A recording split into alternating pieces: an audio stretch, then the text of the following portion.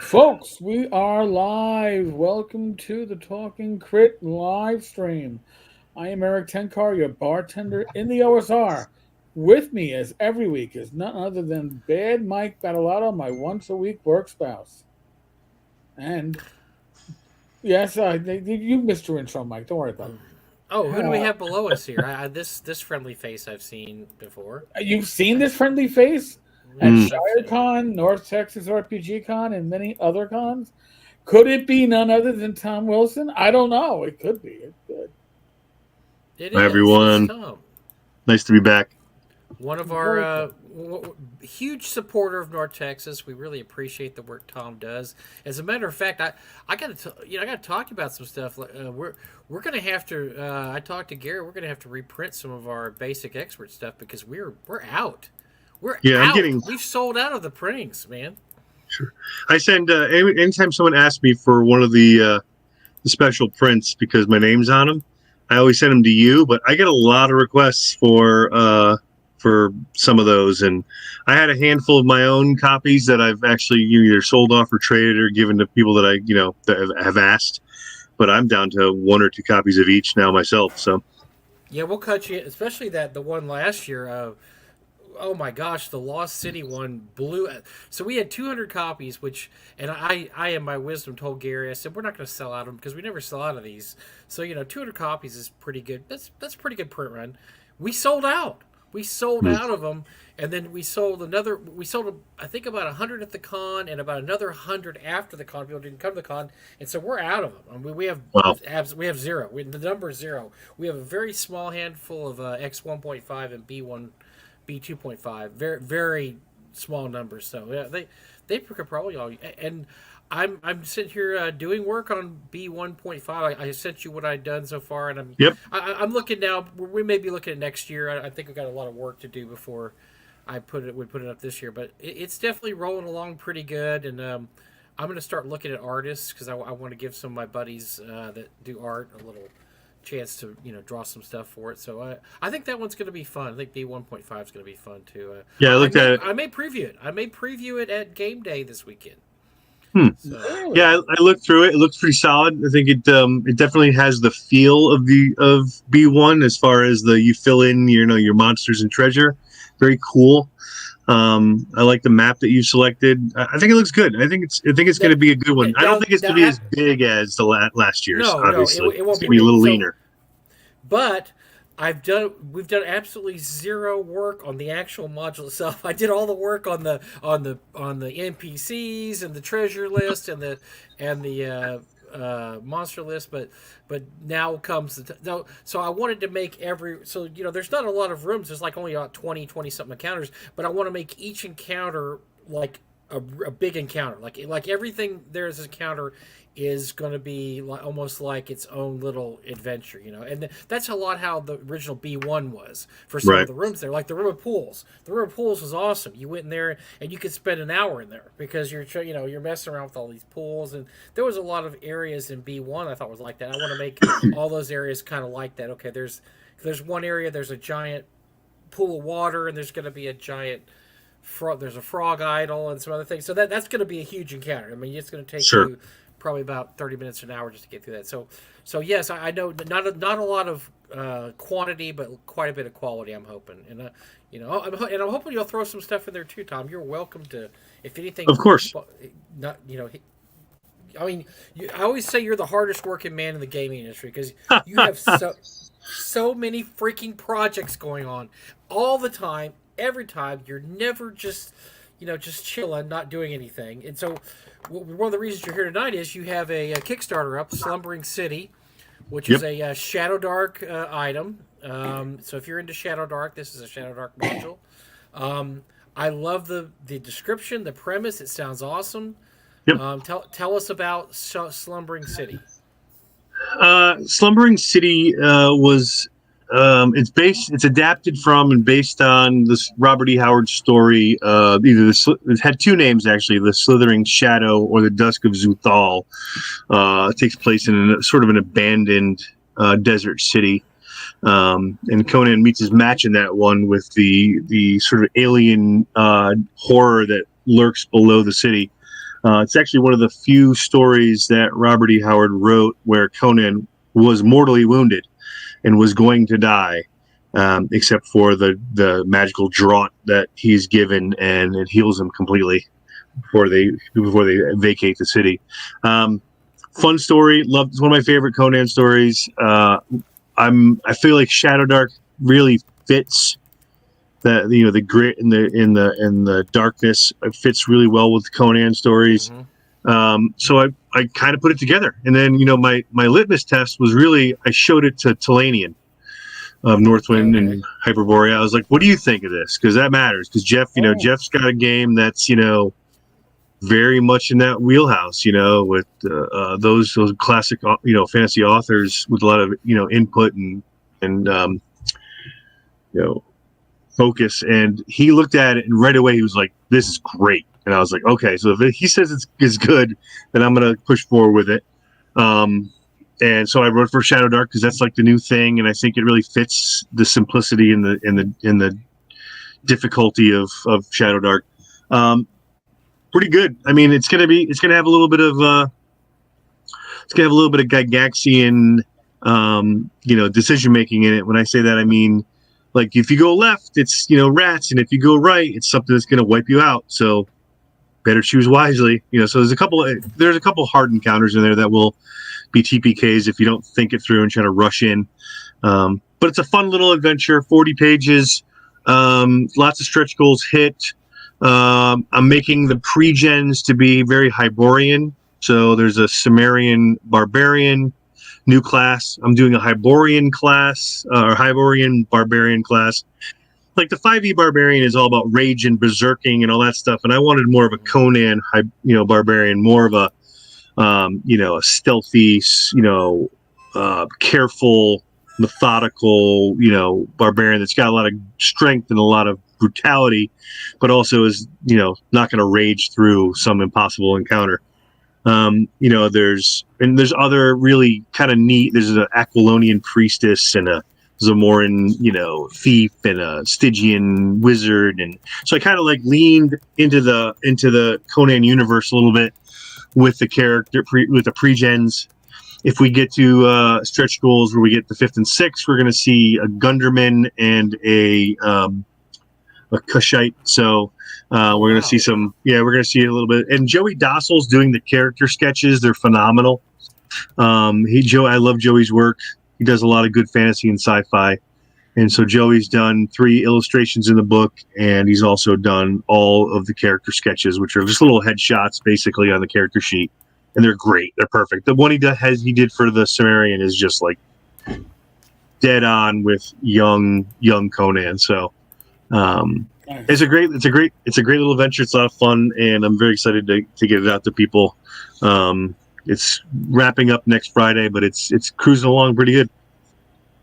Good deal. Well, yeah, it looks like one of your look, the stuff you do it's so good, and I really liked one of my favorite things you did was when you did the post-apocalyptic stuff. I really love your post-apocalyptic stuff.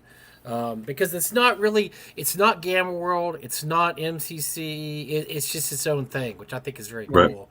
If anything, it brings you back to the days of maybe some of the old 80s post-apocalyptic things. So I really love your post-apocalyptic. I know you talked about you might republish those someday, like in a collection. Yeah, or something. I think I might do. I've done mostly of the post-apocalyptic. I've mostly done Gamma World. I've done, I think, 3 or 4 Gamma World adventures and a couple of sort of system-neutral ones. I might someday put them together into one big sort of omnibus and have them all, and then clean them up a little bit, get them re-edited just to make sure I didn't miss anything with first pass, new art potentially, and then try to republish those. The problem is that we're going on 10 or 12 years on some of that stuff, and trying to find the raw files from way back when seems to be more challenging. I've actually got 3 books that Frog God wants to use, and I can't find the raw files, and I think I'm missing one external hard drive I'm trying to find. Well, you're just going to have to retype the whole thing then. I mean, come on. Oh, come on now. I'm sure you have a copy there. Just hit it one day. Just hit it and start retyping it. So I sure have copies. You're right, but I'd rather not retype them all. But yeah, so I mean, I always tell people that BX Keep on the Borderlands was the first module I ever played in, the first one I ever ran as a game master. But that all that was given to me. The very first TSR product I purchased myself, my own money, was Gamma World. So it's really second place on my favorite old genres and systems. So Cool. I'd love to see those someday. And we were talking before the show too. I was talking to Gary, and we've got to reprint all our basic expert items that you did, and I helped on a couple of them because those are all pretty much sold out now too. Those have become extremely popular. I mean, they only have print runs of like 150 to 250, right in that range, and they don't. It's not like they sell out immediately. But last year's, which was a riff off the B4, the Lost City. We printed 200 copies for the con, and we sold out. We did sell out, which just never happens. But the Lost City, man, there's something about that. People really enjoy that old school module. That is like, I mean, more than anything else that we did a basic expert, riff off of, which was B2.5, which was one off, the right. Keep on the Borderlands, and then X 1.5 was Isle of Dread. For some reason, the Lost City one just went crazy. And why do people love the Lost City? Why is that such a well loved basic expert adventure? Well, I think because it's got so much material, and the way Moldray used to write was just like he put the least amount of words and got the most amount of encounters in a book, right? And then in the back, he always put something like, here are other areas for you to flesh out, which was obviously why we did Beyond the Lost City, because there were so many more areas to flesh out that he talked about. And one of those areas that I fleshed out was the catacombs. And I swear, every single time I've run that part of the book, I think I've run it now 6 or 7 times, and they always choose to go to the catacombs. And I read the description that I wrote, and like 5 of the 6 times they said, we're not going there. Because it basically is an alien horror. And that also, I tend to do a little Lovecraftian stuff with all my work, but there's an alien horror in there that's wiped out half the city. And then they locked it away in there, and it says, if you free this thing, it's going to come back. And they're like, no, we're not doing that. So, I mean, but Molday's style and the way he wrote stuff just makes it easy for GMs to adapt more work. And I think when you do the Lost City and you plod your way through that whole thing, like you push your way down through all the levels and you get to the city and there's all that stuff to do, I think people just want to stay there. They want to stay there and keep doing more stuff, right? And Beyond the Lost City gives you 5 or 6 more things to do. And I think that's, and I didn't even do all the things, all the open spots that Mulvey had. I only did, I think, 6 out of the, what was it, like a dozen that he had in there. So there really could be a B4.75 maybe, but I think we're going to Lost City. We'll move on. Well, so Thom Mulvey he's extremely underrated. His name doesn't pop up maybe as some of the other people, and maybe in some ways he passed away too early because he died in 2005, 6, 7, right around that range. Passed away. Well, and he was young too. He was younger than me. I mean, I'm 60 now. I'm pretty sure he wasn't even 60. But yeah, I mean, the stuff he worked on, X2 and X1, and he did the rewrite of B3, and he was in there, man. He was getting his shots in there, and probably the Lost City might be his best known item he did, but he did, he was a very talented guy that passed away way too soon, really before the OSR got rolling. And it's too bad because you never know. Maybe he had something sitting away that he could have popped out for the for OSR or whatever. Yeah, when people talk about old TSR employees they'd love to have met, and everyone's always says Gary Gygax and a few others. Molday's right at the top of my list. I wish I could have met him because I was probably most influenced in most adventures played by that author. So I wish I could have met him because I would have shaken his hand and said fantastic stuff. He did some great. He has some really good Dragon magazine stuff too. I mean, he was just if you were around in the late 70s and mid 80s, his name popped up on a lot of stuff, and he also did some non TSR stuff. Saren Ironhand is really cool. It's part of a campaign world that he was working on. So if you get a chance, I know it's really expensive now, but if you get a chance to buy Sarah and Iron Hand, it's Mhm. worth buying because you see a lot of mold, I guess what you call moldvayisms. It's just a really cool little adventure, and Yeah. it looks like it was part of a whole adventuring world he had that I guess he just never published. But yeah, I like everything he did. He just really was a very talented individual. Agreed. Agreed. Kind of reminds me of another guy like that in that vein is Aaron. Oh God, I totally blanked. Senior moment. Aaron Yeah. Alston. Right.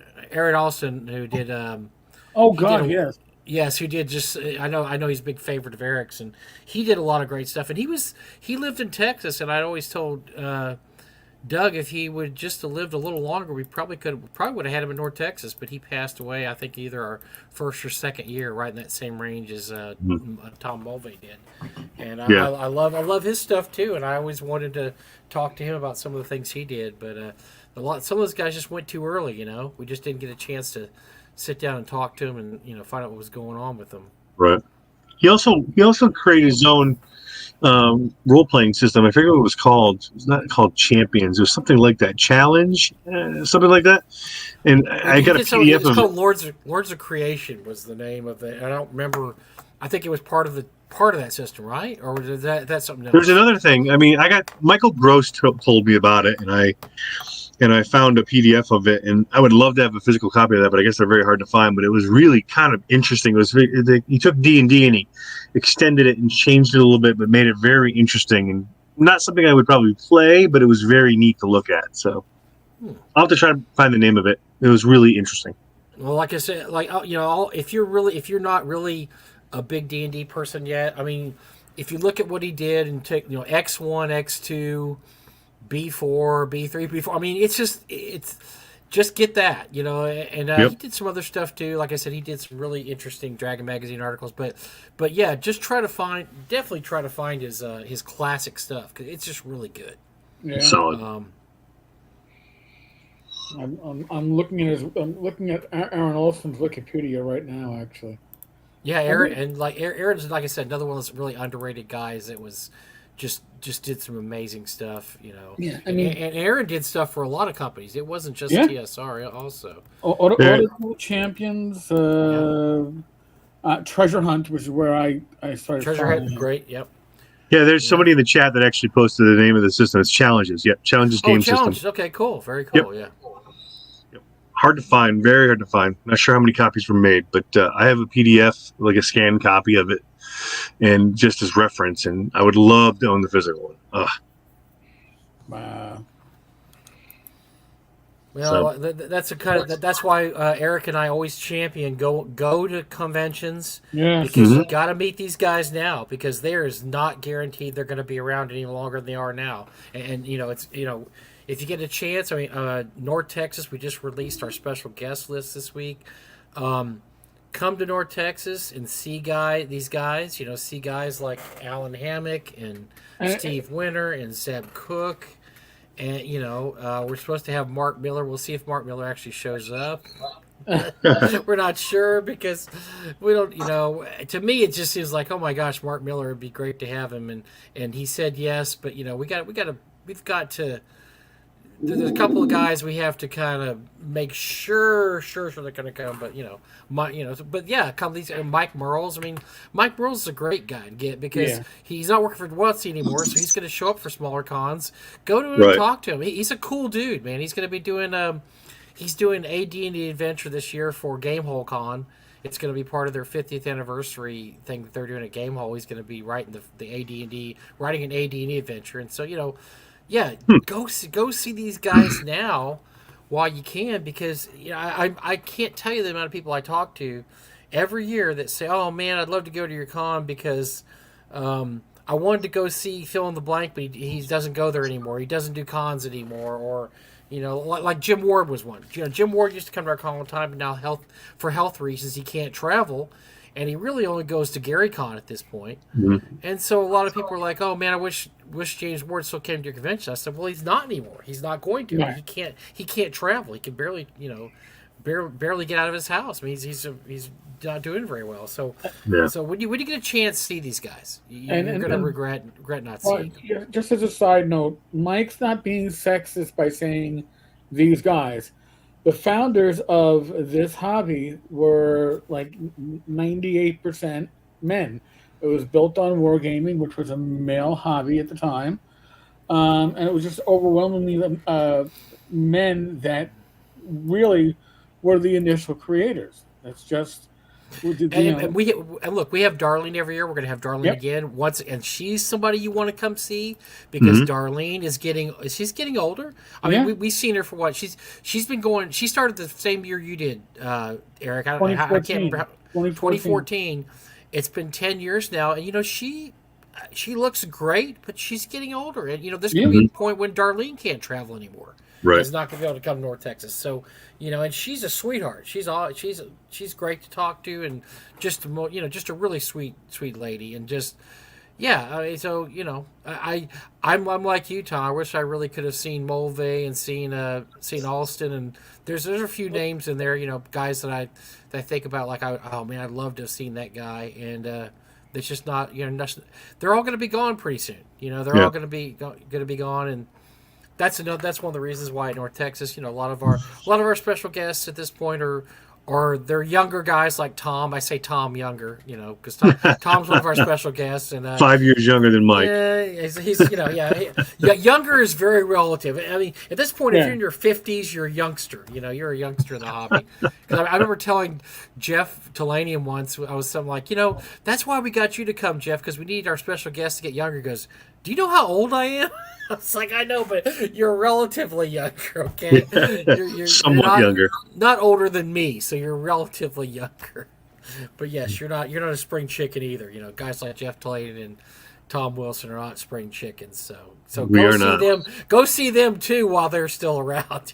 Yeah, Who Maybe right. it's knows going when to be a bit gamey if you try to eat them. I'm sorry, they're not. Or maybe not. Maybe not Tom, and maybe not Jeff. Both these guys are in amazing shape. Holy crap!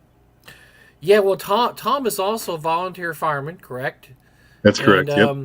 and he even let us know that he may get called away tonight if his pager goes off. They still have pagers, which is shocking to me. Yep. Phones have a paging function. You can have your phone be a pager. You know that, right? I mean, Well, I I've was going to got, let you know. Yeah. but I have our radio band pager, and I also have it on my phone, so they both go off depending on where I am, so I always hear it. So, but Well, yeah. So speaking of older guests, it was a wild in Philadelphia earlier this month to see Frank. Frank was a special guest there. I haven't seen him yeah, in many years, but it was I've good not to seen see Raiders him. either. Yeah. Seeing him walking around and talking to people, that was very cool. I'm glad he could make it out there. He has been kind of absent from the con scene for several years. I'm glad Ron had him out there. Which, by the way, we'll have Ron here in a few weeks probably. Hmm. He said he would love to come on and talk about Paige, and look, I'd love to go to Paige. I just I'd probably end up having to drive up with somebody, maybe Ingo or Getty or somebody. Maybe we could drive together because I don't really fly anymore. And the weather that time of year freaks me out a little bit. Now, you guys were lucky, relatively, that that weekend was okay. There wasn't a lot of bad weather. Like I think the next week was bad, but Well, that weekend was fine. they had snow Saturday afternoon, but then it turned to rain, and by Sunday morning it was just wet. All the snow was gone. But when I drove home from Philly to Connecticut, I drove into a snowstorm. So Ooh, the closer I got to ouch. home, the worse it got. So, but luckily it was, I've been New England my whole life. So driving in snow is not an issue. Right. But it took me 4 hours to get down there and 4.5 to get home. So it really wasn't too bad. Yeah, but I'm coming from Texas. It's going to take me like 16 hours to get there. I mean, probably at least 2 Yeah. or 3 days. You don't want to drive from Texas into No. a snowstorm in Philly. That'd be an awful end to that ride. No, one year Mike, Zach and I Helen did that. wants to know when you're coming out to ShireCon. My wife and I are thinking about it this year. I always told Tom I would come if it's more than one day, and now it's more than one day, right, Tom? It's It is 1.5 day and a half. day and a half, but it's going to start at noon, so it's like a a longish half day. A day and 2/3. Yeah. Right? 'Cause you got your 2 sessions in. So yeah. Yeah. Same Finally, place as last year, right? The movie Yep. theater place. Yeah. the we movie theater. we locked in the venue. It's under new ownership. Well, it was under new ownership when I used it last year, but they're still getting their bearings on how things operate and run. So there was a lot of back and forth between myself and the new owners, but we finally locked the date in a couple weeks ago, and we're going to start. Now we can start moving forward with tabletop events and getting things lined up. So yeah, we're excited to get that going and get people excited going. Hopefully we see about 150 this year. A lot of changes. I think the changes are good and make things easier. Year 5 was a big year, obviously, last year, so we went all out on some expenses and paid a little bit more than we probably should have on some things. And this year we'll probably dial some of those expenses back because the cost of the venue is going to go up a little bit. But I think it's going to be the best one yet because we're going to have the most people. I think we're going to get Mr. Greg Gillespie down from Canada. And a few others that I probably will, that are excited to come in from a much further distance than most to come in and do that. So it'll be pretty good. I think changes are going to be great. So I'm excited about it. Well, the good thing is that time of year, I'm not too worried about driving up there because it's a 3-day drive, but it's a very beautiful 3-day drive because it's going to be in September. So it's really it's not a bad 3-day drive there and back. I just got to get my wife. She's okay with it in theory. I talked about it. So we'll see how it goes. But I've always been really excited to go to ShadowCon. I'm not going to fly up there and. There's not an airport even close to it though either. That's the other thing. There's an airport an hour away. It's too far. Yeah, but it's rural. It's rural driving really from it. It's like, yeah, I mean it's an easy drive because it's it's not. There's no major highways. You literally come out of Bradley Airport and you're on a back road right away. It's pretty easy to navigate. Yeah, it's super simple. So people who fly in and out of there have a pretty good experience because there's no wait times and it's it's a small international airport. Well, maybe. Well, but I'm sure you got to. I wonder where's your changeover at? What, Philadelphia? No, see, that's the thing is that when I fly to North Texas, it's a straight shot. No way. They're both hubs. Yep, they're both hubs. All right. You can get a straight shot. You can get a straight shot from Dallas right to Bradley. Let me because I do it all the time. I'll talk to you because that was my one problem when I flew to Maine a few years ago for SnowCon is that we had to have a transfer at Philadelphia and that ended up being a mess on the way back. But if I'm straight through, I may have to rethink this thing. I wouldn't mind flying straight through. Yeah, it's a straight shot.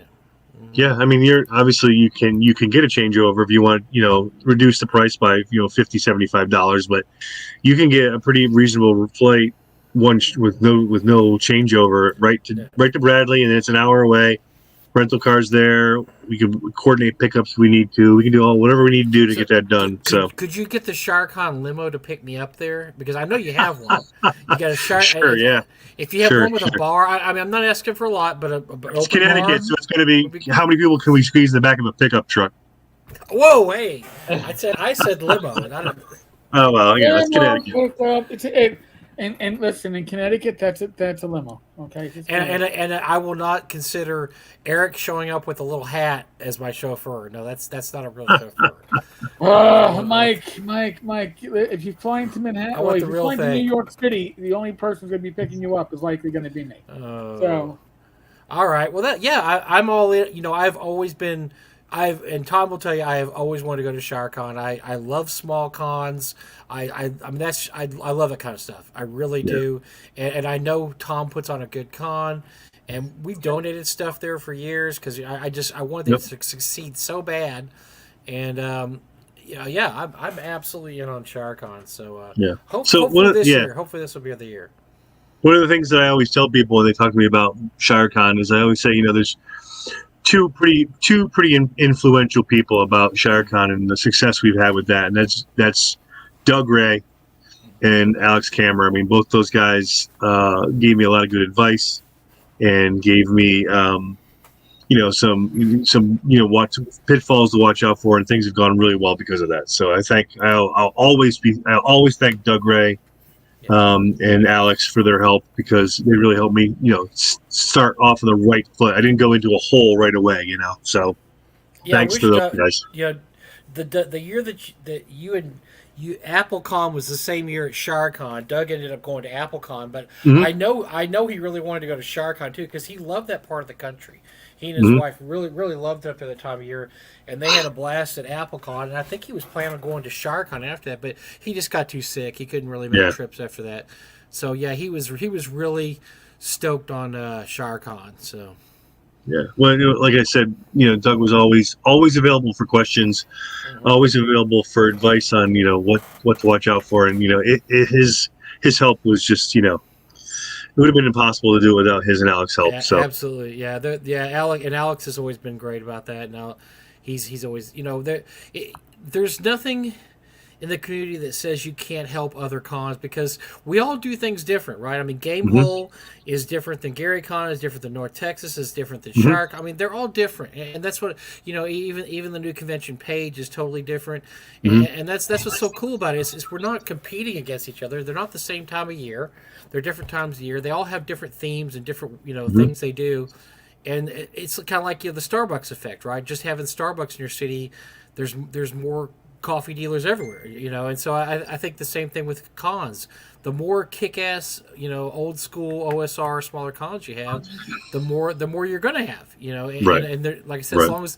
as long as you don't have one the same weekend, which you shouldn't, unless Lloyd doesn't look when ShareCon is and schedules AppleCon the same weekend. Like it was a one year mishap. That's all I it know. was. 1 year mishap. Yeah. But it's I am I love that. That's what I want to do when my wife retires, and I know I'm never going to retire, but when she retires and we travel more, that's all I want to do is hit these smaller cons and go to these There's a lot of places them. that I've always wanted to go. Yeah, there's some really good ones too, Yeah. and most of them are run by people I know and love. So that's what the best part about it. Yeah, it's I always say that I love ShireCon. Obviously, it's my con, but I've written more work for North Texas than ShireCon. So Wow. You've done a lot, yeah, and Thom has really helped us out quite a bit because Thom's donated a lot of writings that we sell, and the money goes 100% to the con, and it's really helped us out over the years. At this point we have we've got like a whole shelf in the warehouse. It's the Thom Wilson shelf practically. We have back to basic issue 11 or 10 or 11, whichever one we did, and 11. we've got a whole bunch of stuff in there. So that it's great. We got a whole stack of basic expert modules and just things like that. And Matt Roberts and I even produced a Immortals adventure for you guys. Yeah, I was just looking at that. I have quite a few of those. If anybody's interested, I was just looking the other day. I've got a bunch of those left over. We've got a bunch at the warehouse. So if anybody's interested, contact me. It's probably the first Immortals adventure that's been published in the last 30 years. I don't recommend writing it, by the way. Oh, really? They're hard to write. I mean, because you're they writing are. for Very characters that are basically gods. You're writing an adventure for gods, so it's tough. Yeah, that one we had to. The characters have to rescue one of the fates that's missing in the Norse mythology, and you got to bump up against Loki and a few others, and it was fun. I mean, the concept, it was fun to write. Getting into the mechanics of trying to solve some of the. It's just so much stuff going on in Immortals. So you got to challenge characters, and that doesn't mean just sticking an extra 500 hit points on something. You got to challenge them in different ways, and so obviously the higher level adventure gets, I think the writing gets much harder because you have characters at a certain point the game breaks up. I mean, it just that's why the sweet spot, at least for me, my sweet spot for AD&D has always been levels like maybe 7 through 9. After 9, to me, it kind of breaks down. And then, what is there really to do for these guys? I mean, I played a few campaigns over that to maybe level 12. But honestly, most of the characters by that time, they start jonesing for, man, I want to be a first level guy that's got a sword and 10 gold pieces and one spell and we're scared of a bunch of zombies, and so they kind of they get back to where they want to start over again and start at that low, because that's the fun part is not having all the answers and not having all the treasure and not having all the allies. It's just by by the skin of your teeth, you survived the last dungeon. So. And Thom, will you be at TotalCon? Asked Bob. I'm skipping TotalCon this year. I've got this project on Kickstarter right now that I want to make sure I fulfill cleanly, although it's mostly done already. I have 2024 is going to be an interesting year. I've got two really, really massive projects I want to finish by the end of the year that is going to require the full year to do.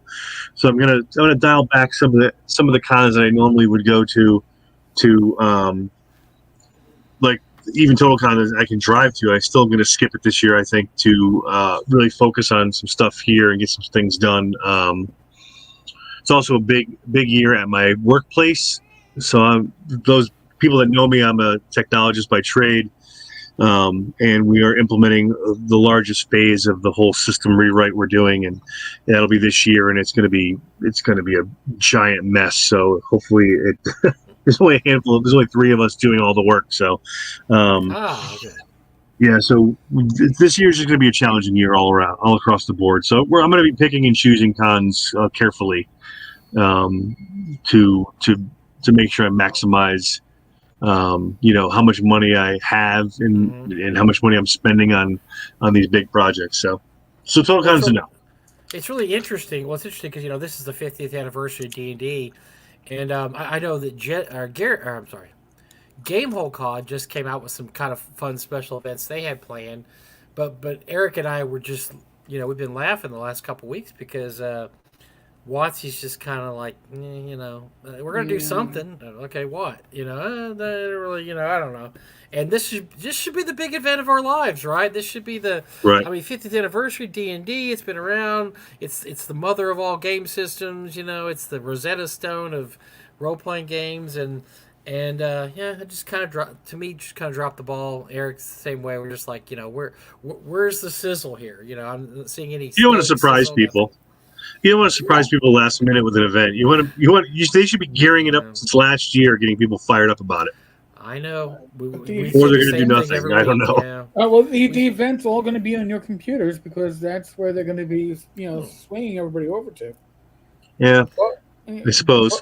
Yeah. By the way, Mike, did you see that the creators of Demio announced that they got the D&D license for VR? I absolutely did, and let me tell you, I like Demio a lot. It's a fun game, and I'll tell you. So those of you that are worried about that competing with D&D, it's not the same thing.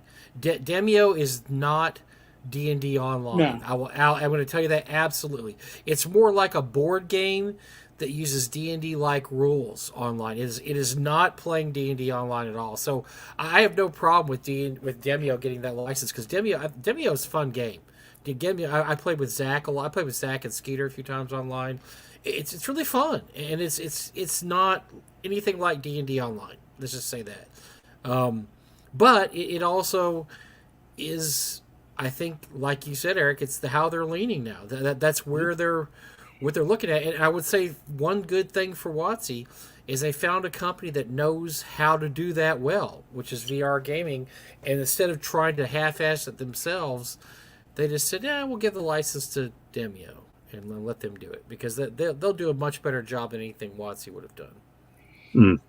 Well, they got a proven record. But it's not D&D online. It's not. I said. No. It's more like a D&D board game. It's like a D&D board game. We don't know yet. Demio is like a D&D board game. We don't know what the license game is going to be. That's true.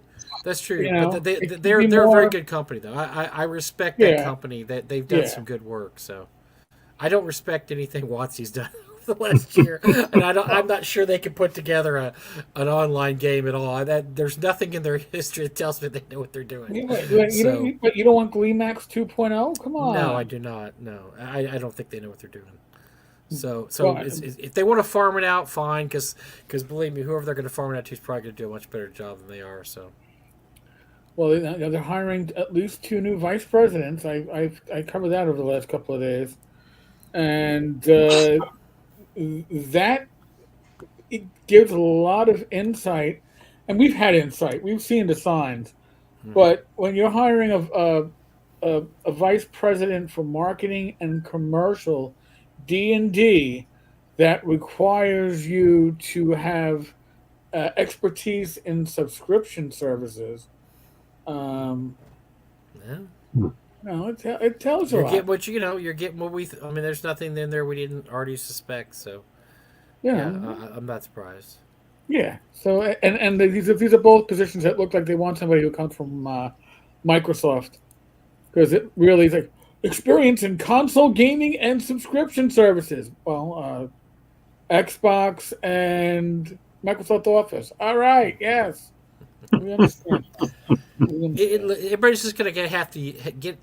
Look, the 50th anniversary may be the last hurrah of what we look at as role playing games, and everybody's just going to have to get used to the fact that look, we have the OSR, we have a lot of people putting out old school games. You're just not going to be able to look WotC to be the trendsetters and the advanced setters of the market anymore. It's going to move. There's going to be a break here. WotC's going to go its own way. 5e point 3.74 whatever it is going to go its own way, and then we're going to do, and then people like Thom and Jeff and Skeeter and Ian and Rocky and Frog God, we're going to do our own thing. And we're going to say thanks for the memories, and it was awesome, and we have the framework here, and it's like Gary said years and years ago.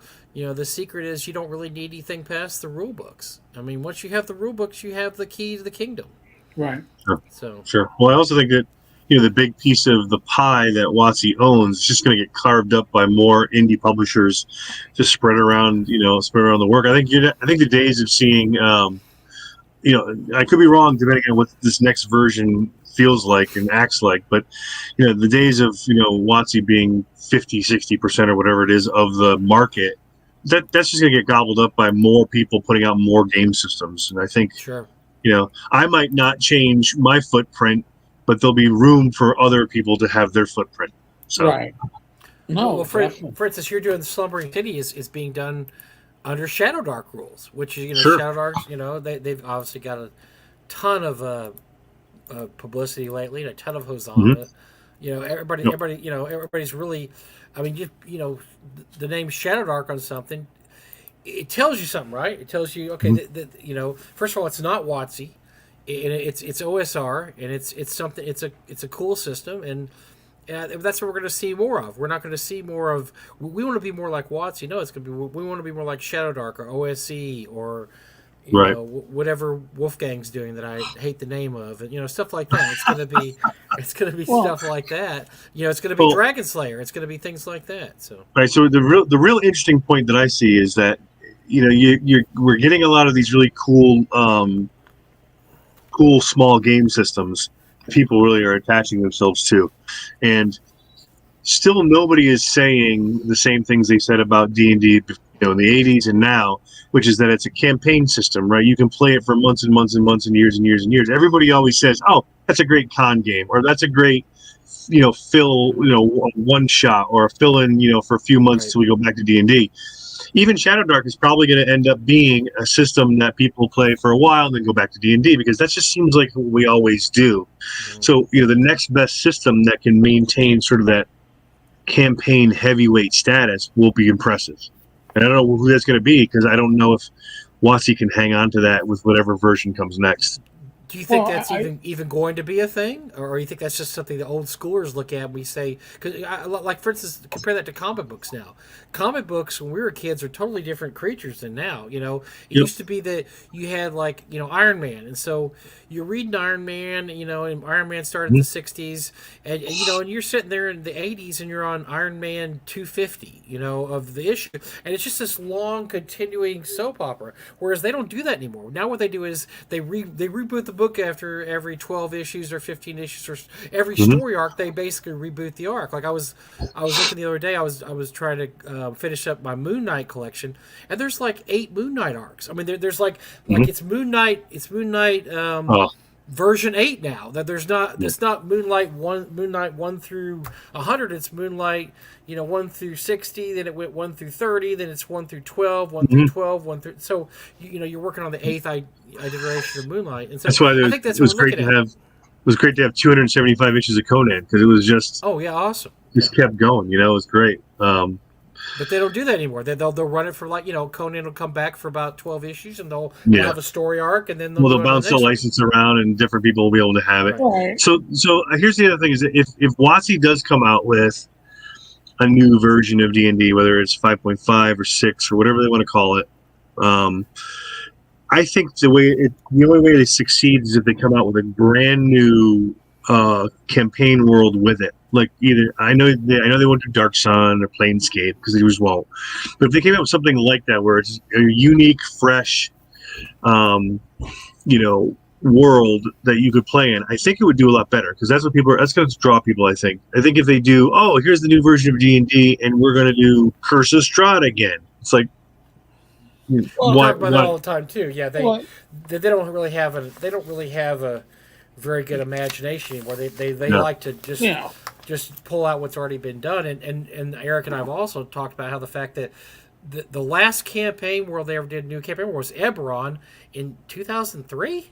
I mean, it's been 20 years since they came up with a new campaign world. So I absolutely agree with you. I just don't know if they're going to put in that effort, Tom. I really don't know if they're going to. They really should if they want to pull it all back. But it's not only that. You got to remember too that when they're talking about D&D 2024, because we're not changing the system. We're just changing all the classes and the fluff. But they're saying it's going to be, you can use it. They saw what happened with Pathfinder 2. They're already saying it's backwards compatible. They have so much invested in the Forgotten Realms and everything that goes with Forgotten Realms that they can't see any way. Even I think like Spelljammer now is part of the Forgotten Realms, and Ravenloft is part of the Forgotten Realms. These are no longer separate campaigns because Forgotten Realms is where they're putting all the eggs in that basket. So but if you're not gonna freshen up the rules, then freshen up the campaign material. Well, we would think that they could do that, but do we really want another Time of Troubles though? Like from like a AD&D 1E to 2E, that was a horrible fucking mess. That's terrible. Holy shit. Yep. Maybe they've written themselves in a corner here because they don't seem to have any clear plans going forward. Maybe we're just, obviously we're not privy to that, but I people we know on the inside or somewhat on the inside tell us there's really nothing, that nobody there has an idea. Their main focus right now is moving online, moving to VTT. So they're really not giving a lot of time or thought or effort into creating a new campaign world or, making the rules better or having a great theme. We saw the theme, what they're going to come out with is something to do with Vecna. And then there's something else. It's nothing. It's a couple of. It's all retreading old stuff, but Lost Caverns of Sokanth. It's just the same thing as they've been doing for the last. They don't care if they leave behind much of their, and I hate phrasing it this way. Their tabletop RPG community, because people get upset like, it's just RPGs. You cut out computer RPGs. Listen, if you're coming from the computer side, they're saying the same thing about us. So let's just, be clear. WotC, this is what I've been seeing. This is what I've been hearing. I've seen the signs. I've read the tea leaves, and I've pulled the poop out of the privy. It looks to me that they're willing to, I don't want to say retreat, but they're willing to walk away from the battleground of tabletop RPGs so they can be number one in the new virtual RPG realm. And that is where they are putting their money because it's subscription. Maybe even microtransactions. Sure. Because we saw this a year and a half ago when they were bitching after the survey about, D&D is under monetized because 20% of the players, the DMs, buy 80% of the material. Well, if you could get it so that 80% of the players buy 80% of the material, you can make as much money with less players. And they've already looking at people that are gamers from console gaming and computer gaming that are into the MMOs, and if they can bring them over to D&D, these people are already used to paying subscriptions. I don't care anymore, though, Eric. I'm happy. I'm glad they're doing it, and I wish them good luck. And I'm waving them out the door, and I'm patting them on the butt as they head out the door. Then I'm slamming the door behind them. I'm going to lock it. Then I'm going to go sit down and I'm going to play ShadowDark. Or I'm going to play Dragon Slayer or any other games out there, or BX or OSE or whatever. Because I just think the one good thing that's come out of this whole mess is that we all realize we don't need them anymore. We don't need Big Daddy there telling us what to do anymore. It's not, if anything, 5e was a straitjacket for years because everything that came out had to be some kind of version of 5e or had to use 5e as a basis. And I think now that they've basically cut the cord, I think that's good for everyone. That's going to be good for all the people who want to introduce games that aren't 5e, and there's not this prejudice now like, well, I only play 5e or versions of 5e. I don't play anything else.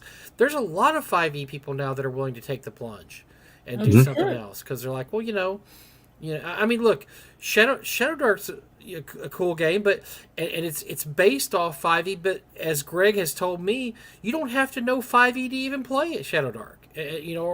Or any of the stuff that Greg did. You don't have to know 5e.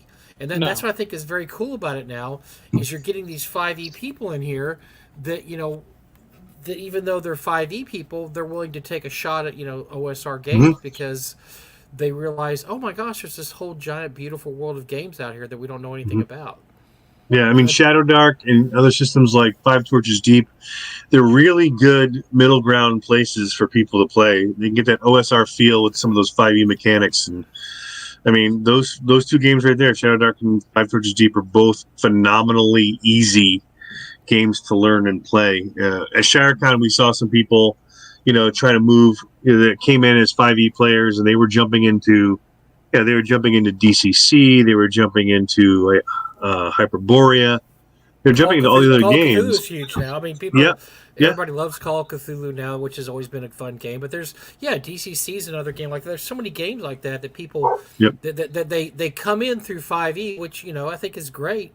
5e's kind of their entrance portal, and then when they get in here, they're like, oh, you know what, 5e was okay, but I really like playing DCC, or I really like Pathfinder, or I really like Five Torches Deep. I like these other games better, Or 5e is kind of like them.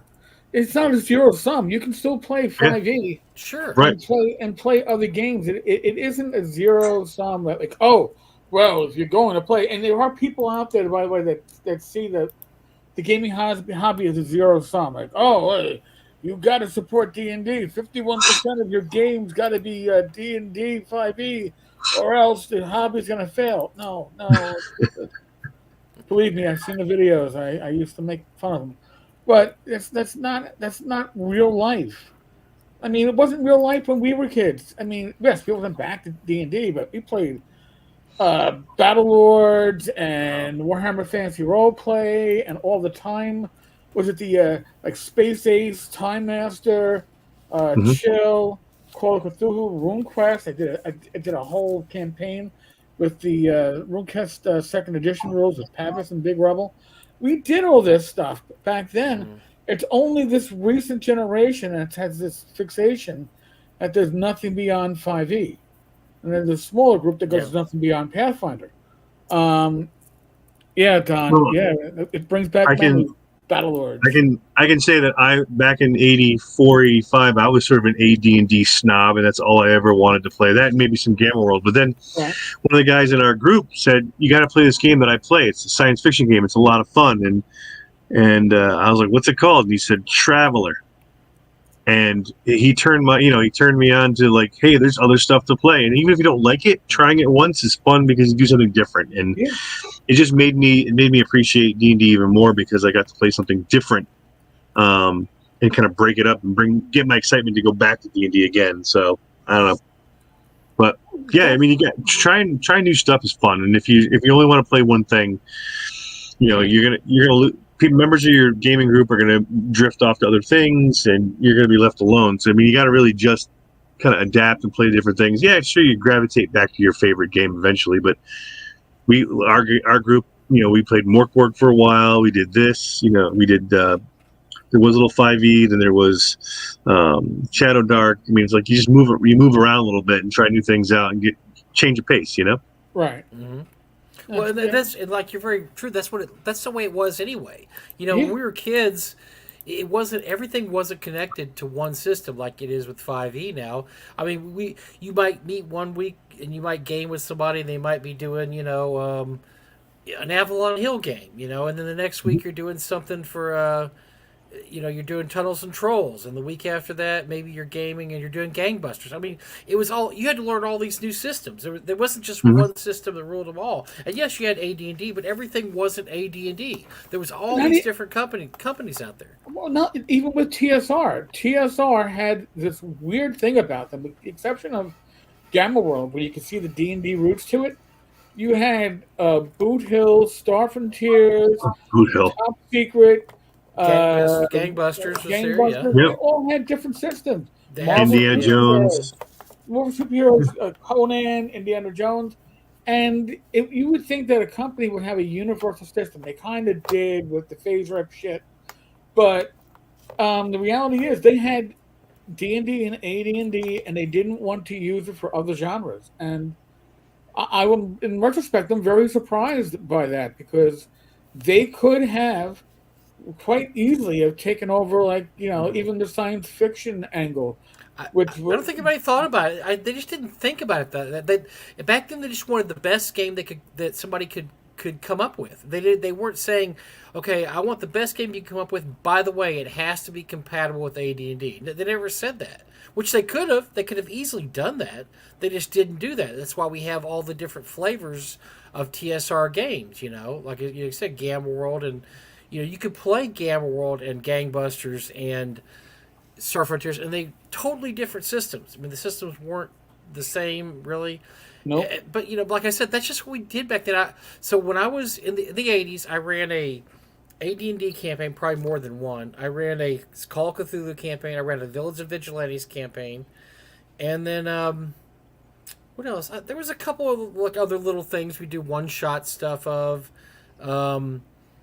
I did Daredevils. That was a fun game for kind of pulp hero game. There was just all these different systems you use, and you just didn't think about it, because when your group sat down, and they said, "What are we doing this week?" Well, we're going to do this game, but it's Villains and Vigilantes. It's a superhero game, but it's really easy to learn. You're going to pick it up real quick, and they pick it up real quick. Right. Okay, this is cool. Is it like Champions? No, it's not like Champions. It's really different. It's a different type of game than Champions, and it was. Villains and Vigilantes and Champions weren't really compatible. But you just did it. Nobody thought, and I think there's a lot of snobbery now in terms of, well, if it's not 5e, I'm not doing it. And I see that a lot, and I'm hoping that goes away the farther we get from 5e being a pen and paper game to moving to a VTT game. I hope people will much easier be able to reach out and grab onto another game without having to say, well, I'm kind of a 5e snob and only play 5e. Well, yeah, you could be like me and run. You get all your neighborhood friends together and run Boot Hill, and they never talk to you again. Why was that? Because they all died. Because that early system was so bad. Third edition fixed it all, but second and first were terrible. We had the same thing. Our thing was Top Secret, and honestly, the funny thing is, until Top Secret SI came out, all my friends hated it. We'd run a Top Secret scenario like once every couple years, and then inevitably everybody would die because it's a deadly game. I mean, if you get shot, you're dead. And so they hated Top Secret until Top Secret SI came out, which made it kind of more of a superhero-y game. And I didn't really like Top Secret SI when it came out, but the more I read it, I realized my group could get into it because it became more of a superhero / AD&D style of espionage. And sure enough, they loved Top Secret SI. Once we got that out, they're like, okay, I can deal with. I don't die all the time now, because you had luck. They weren't called luck points, but they were called something else. You had fame points, or you could instead of falling off the instead of falling off the cliff and dying, you could spend a point or two. And I think the James Bond system was really good with that too. James Bond system had a really good, where you could just spend points and stuff. So, but yeah, they didn't want to play Top Secret because it was way too fatal, and a lot of them unless they had the right mindset, wouldn't play Call of Cthulhu for the same reason. You know, like, well, I'm not playing a game where I'm just going to go crazy at the end of the game. Whereas some players are like, oh, that's cool. I can go crazy. Yeah, you can go crazy. Sure. It's awesome. Sure. And but it seems now we have this, and I guess it started with with 5e obviously, but we have this. That's the game that everybody grew up playing, 5e, and they don't want to go beyond this little box that 5e Well, Right. is in. it's a safe zone for them, and I find it interesting that as we're looking at 5e trying to secure it's already prominent in the tabletop, and maybe they're figuring they can not focus on tabletop and still retain a good portion of their players. They probably can. But I looked at Goodman Games announced that they're going to be doing a Kickstarter to bring DCC RPG officially to Roll20. Now, what's interesting about that, Roll20 is drive-through. They're the same company nowadays. Yeah. So drive-through is going to be WotC's greatest competitor because of Roll20 trying to secure its place as the number one VTT. WotC coming in and really trying to have its own closed garden and pull all the 5e players to them.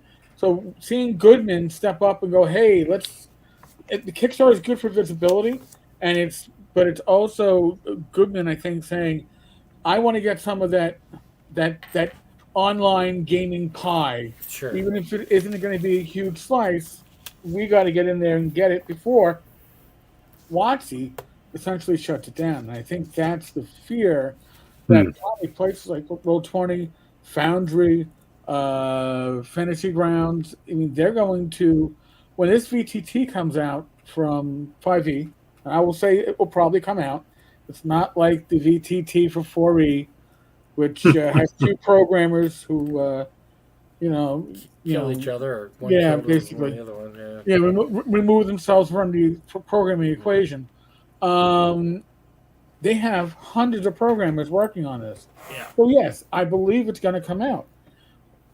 Is it going to compete with Roll20? Roll20 might become the refuge for people who are playing everything but the official 5e. The question also becomes, what happens with the DMs Guild? Do you leave that in the hands of your competitor, or does WotC claw that back? I don't know. It's too early to say.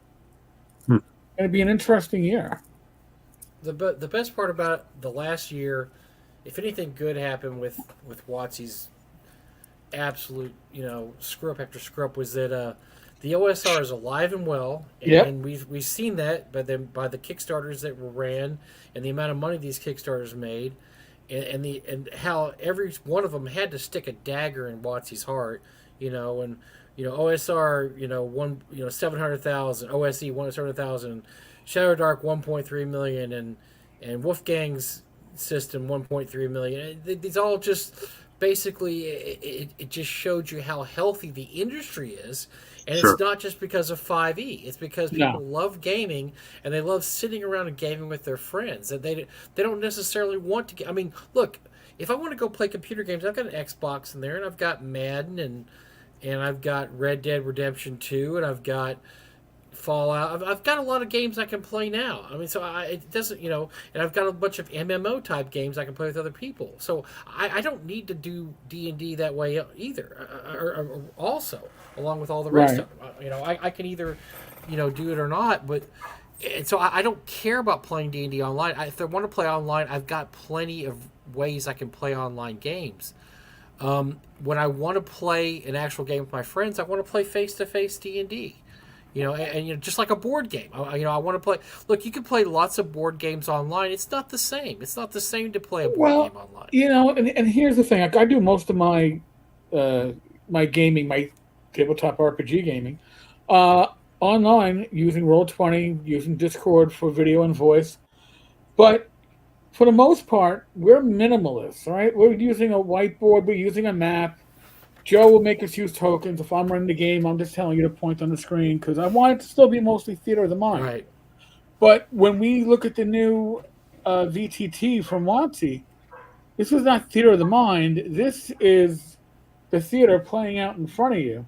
This is I don't know, the 3D chess game from Star Wars: A New Hope, where like the Wookiee gets all angry because Right. he lost, but it's nothing for the imagination. You know, it's going to take away your ability to step into your head and imagine, like a good book does. I can still Right. have that Right. experience playing on a VTT.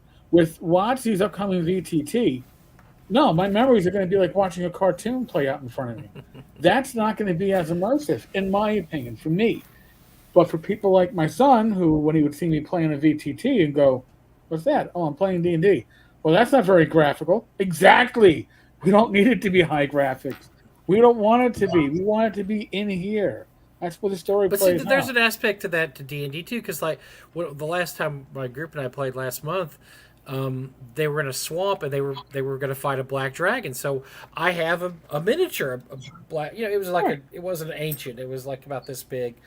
And so they're in the doing their swamp, and I say, oh, by the way, the tomb that you're trying to break into, you see it up ahead about a mile ahead. Here's what's on top of the tomb, and I put the dragon there. They're like, fuck, dragon? Like, yeah.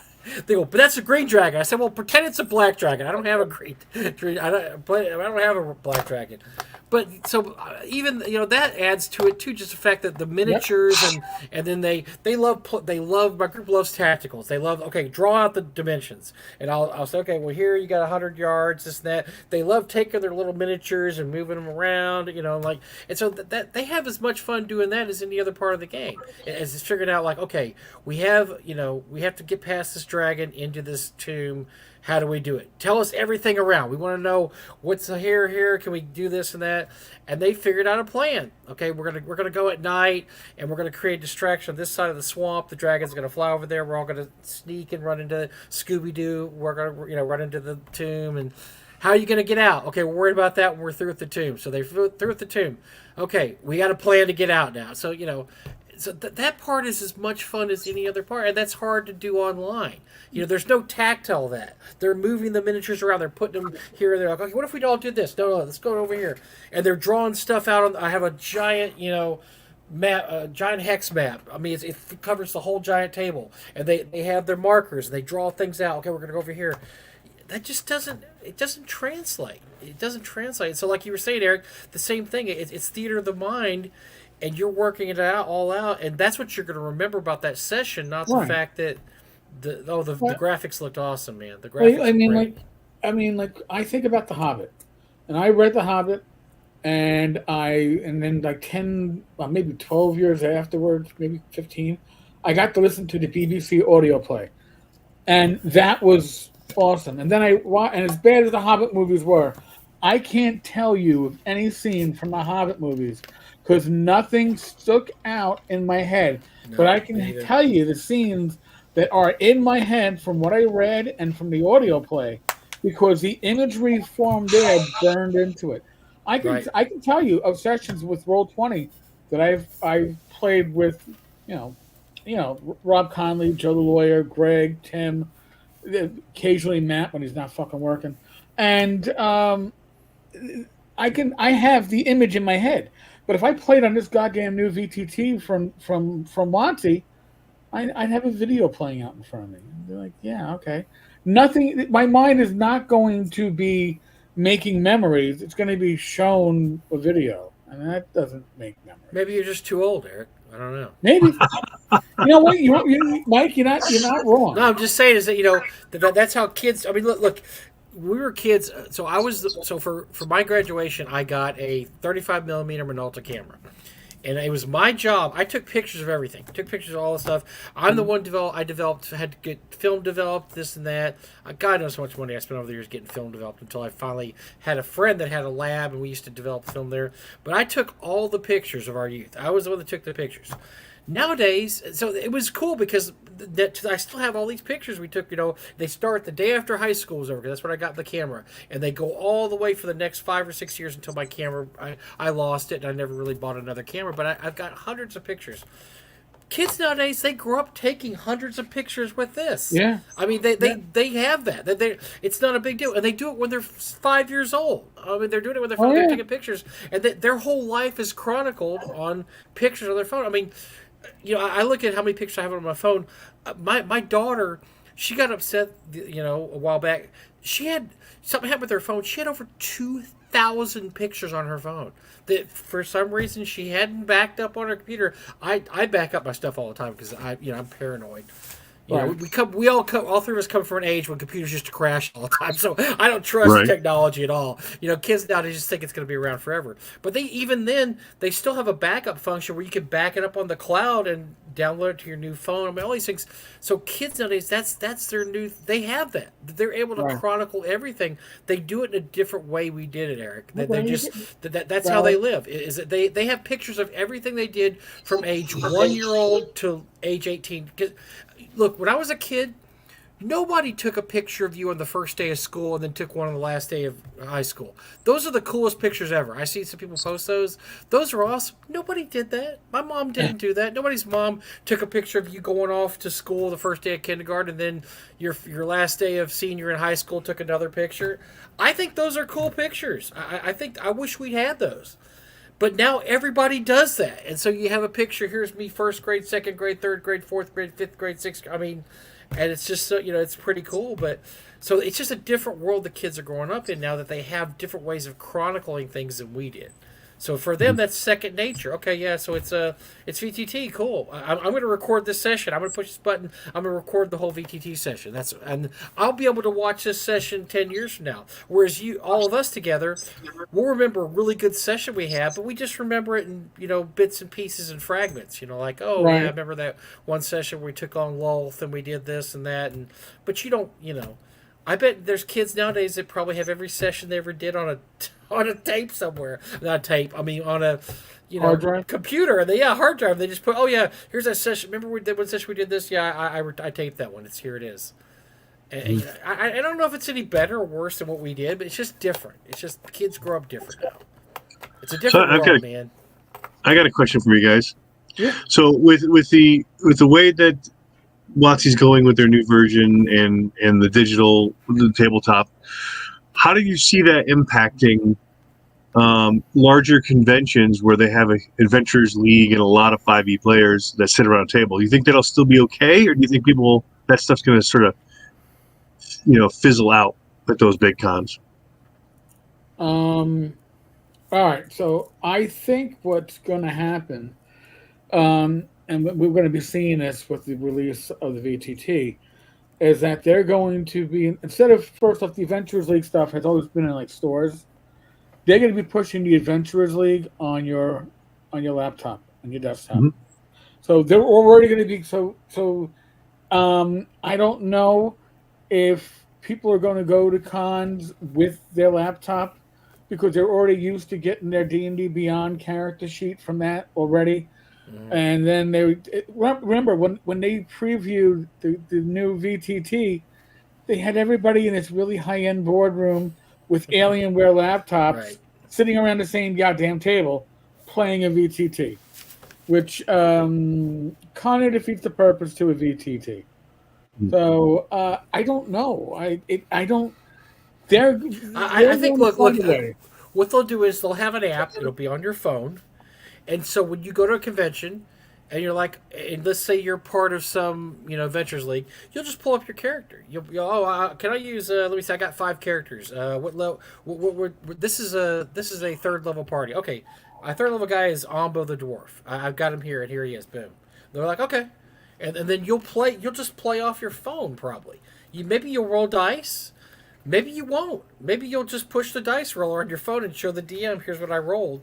Or the DM will say, no, I didn't see that roll. I don't know if you have a program that's going to roll 20s all the time or anything. So you're going to have to roll on the table. But I firmly believe you'll have an app on your phone eventually. But with the whole virtual piece with, your minis or tokens on the board that are 3D that are moving around with all the different microtransactions. You got these really cool minis and such. I mean, that's not. I mean, you sit around a table and look at your laptop screen at a convention, or are you just not going to go? I think I think the thing that everybody loves about conventions, and this is why to me this is kind of hinky. This whole thing is that they like the social aspect of it. I mean, I like going to Mhm. convention because I get to see Thom, and I get to see Eric, and I get to interact with you. And when we're not gaming, we'll go have a drink or we'll go get something to eat, and we'll do things together. And that's just Right. not an experience that is replicated on VTT. You just don't have that kind of experience. So I think there'll always be a place for regular face-to-face type conventions. I think that'll just always be is going to be a thing because that's something you can't replicate with online gaming. Now, online gaming is obviously not going to go away, and it's going to get bigger. And it makes it. There's a lot of there's a lot of things that online gaming does really well. It has it so that if I want to play a game with Thom and Eric and Zach Glazer and Alex Kamer, we can all get online together and play a game. It's awesome, Right. and it makes it easy. It makes it easy for us to do that. What it doesn't replicate is, like I just said, is the whole experience of getting together with your friends and hanging out and having a beer or two and laughing about stuff and just saying, hey, let's just play a game right here. Okay, let's all roll. You got your dice, yeah, 3 dice 6 in order. Boom, let's do it. And we're going through B1 Search for the Unknown. All right, awesome. Which I've done at convention before. We've done that. We've been sitting around a convention like, can we run a game? Like, I got B1 in my. Okay, let's do B1. Everybody roll 3 dice 6 in order. Boom, here we go. We're ready to go. 5 minutes Yep. later, we're going through. You're not going to be able to do that on VTT, but VTT will still, like I said, both will always have a place. I think you're going to be able to do.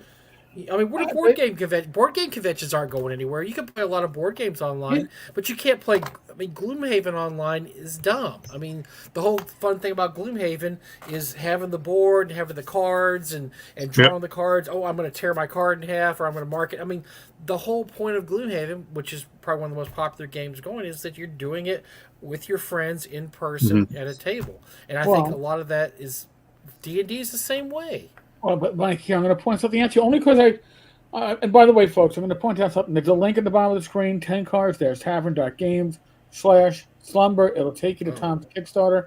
It's been on the bottom of the screen the whole time. We haven't even mentioned it. But I'm Oh, this telling is a you, slumber party. We're going to have a slumber party. I was we're all gonna have a excited. slumber party. Mike and I have already had that in the past. We don't want to repeat that. Oh boy. All right. So, but here's the thing: if you go to Oh, well, we did. Steam and you look up Gloomhaven and you look up the rating for their board game, it's like 96%. It is through the roof. By the way, if you go to Humble Bundle, it's part of one of the current bundles. I was surprised to see that. So it's an extremely popular game, even in the video. Now, here's the thing: I suspect that it's a game that wasn't just, hey, take the board game and turn it into a video game. They went the extra step and built it from the ground up to be like the board game, but be in its own place. I play, except for convention gaming, all my gaming is VTT, and we bust. If you've watched us, I mean, when Tom Verald fell asleep on us on the ShadowDark live stream, we bust we bust on people as if we were on the table with them Yep. because these are our friends, and you can do it now. One thing that you can do with the VTT that's harder to do in person is in a random pickup group. You're not going to get that otherwise.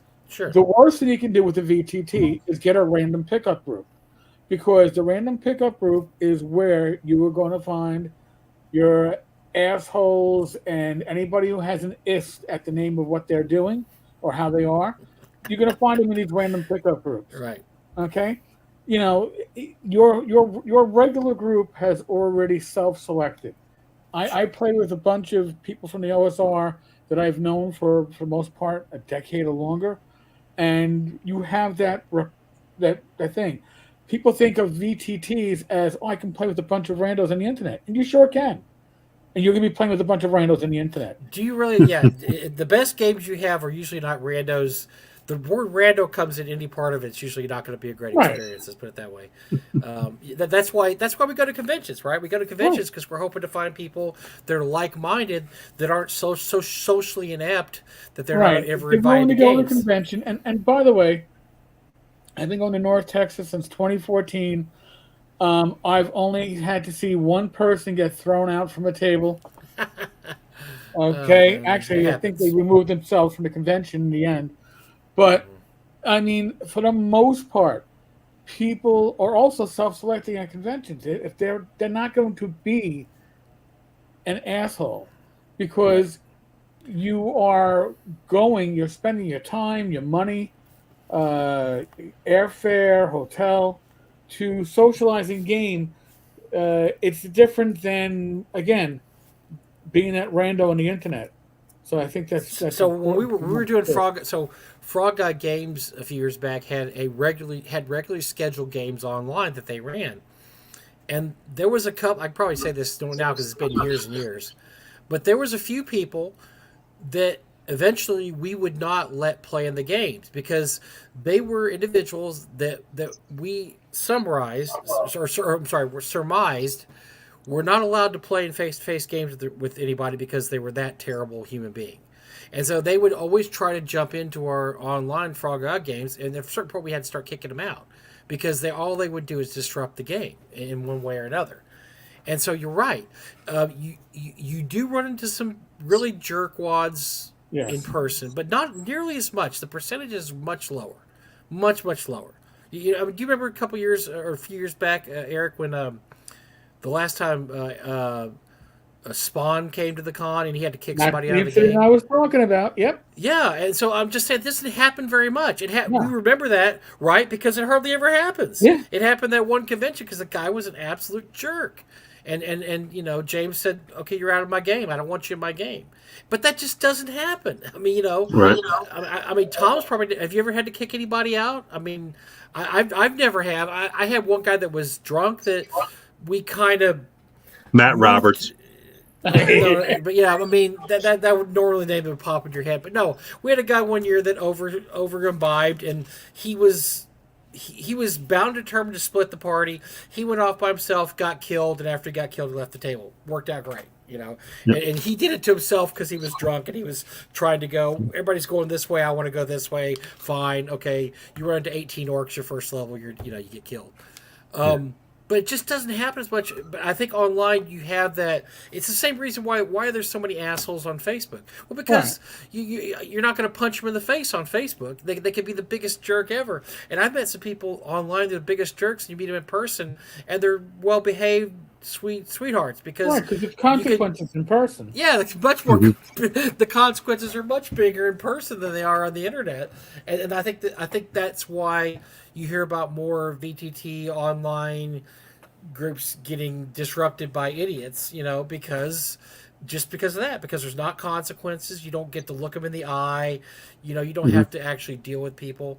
So that's a point in favor of face-to-face gaming. It really is, because you go to a con and typically you're going to have a pretty good game experience 85% of the time, Yeah. 90%, Yeah. Yeah. I've never thrown anybody out of a table. I've warned a couple of people a few times, but nothing horrendous or nothing crazy. But I did have I've had a couple of really unfun games. Like we had people that were just hard to play with. Like I ran a top secret game at North Texas one time that was just borderline unbearable to play because all the guys all the guys at the table were super techie, and they were they were behind this facility and there was a video camera, and they're like, well, what model is it?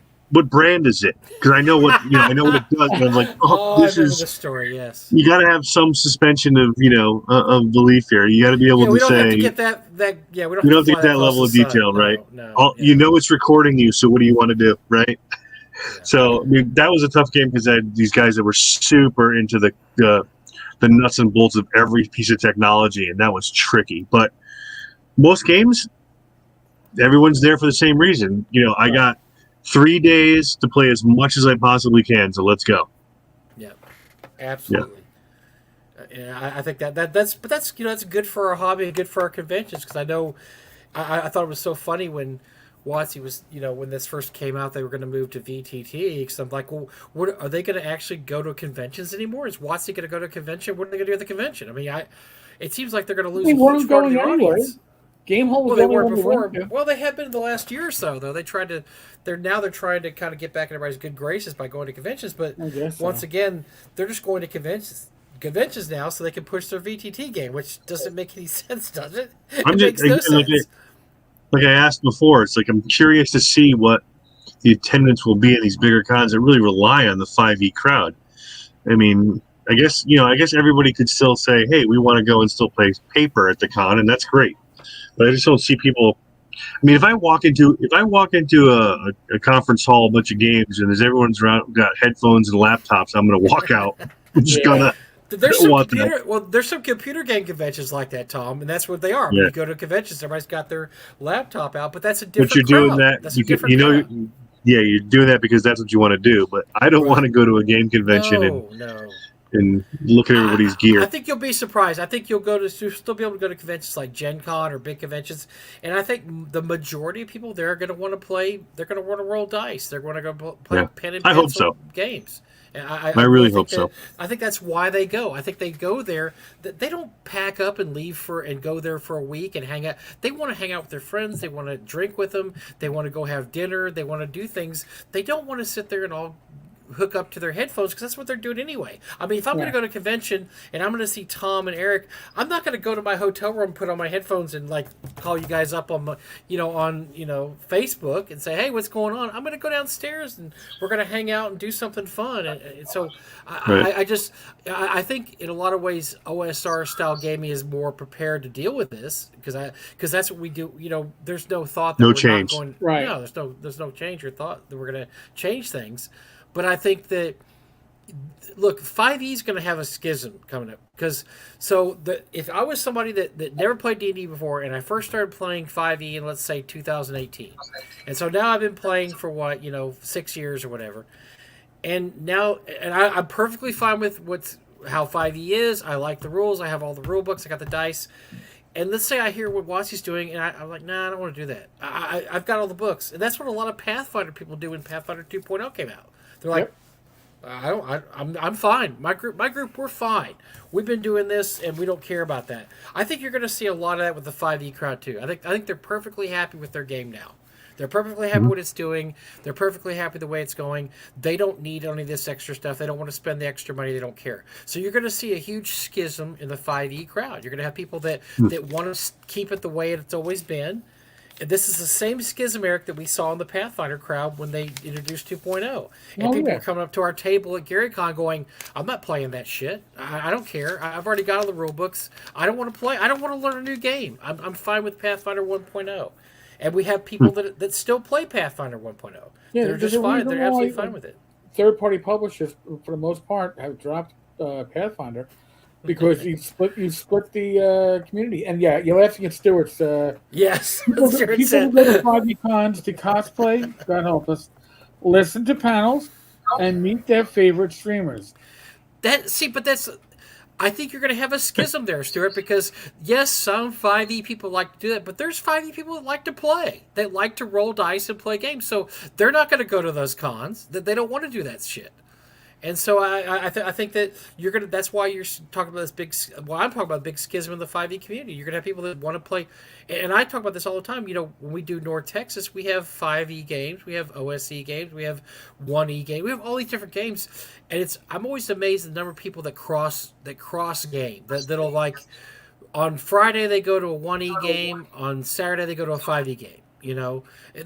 They just don't. They just look at it as different play styles. I'm playing different types of play style. I mean, they play Call of Cthulhu on Wednesday.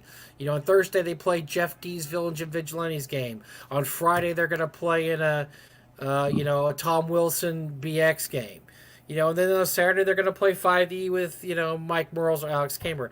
They don't find anything weird about that. That's just I'm just going to do all kinds of stuff, and I think that's where Watsy's going to fail to bring in. They're just cutting their audience, and you talked about this before a lot, Eric, in your videos, and what you talk about is Watsy's going to make up for it by microtransaction, making you spend money. They're perfectly willing to see those people go away. They're perfectly willing for that 5e crowd to just walk away and never spend 1 cent on VTT. That doesn't bother them because they figure we're going to make enough money on the VTT that we're not going to miss those people. And I don't know if they're right or not. I mean, I guess we'll And find again, out. less print books to publish, less warehousing, less shipping. Yep. This is, by the way, Thraxis says you just surpassed the $6,500 mark. Nice. Oh, you want Yeah, that. thanks everyone. Love it. Keep it We're going, itching up folks. there. Keep it going. Good Yeah, keep stuff. him. Yeah. Oh, yeah. It sure did. You must have got a few sales here and there. Yeah, we did.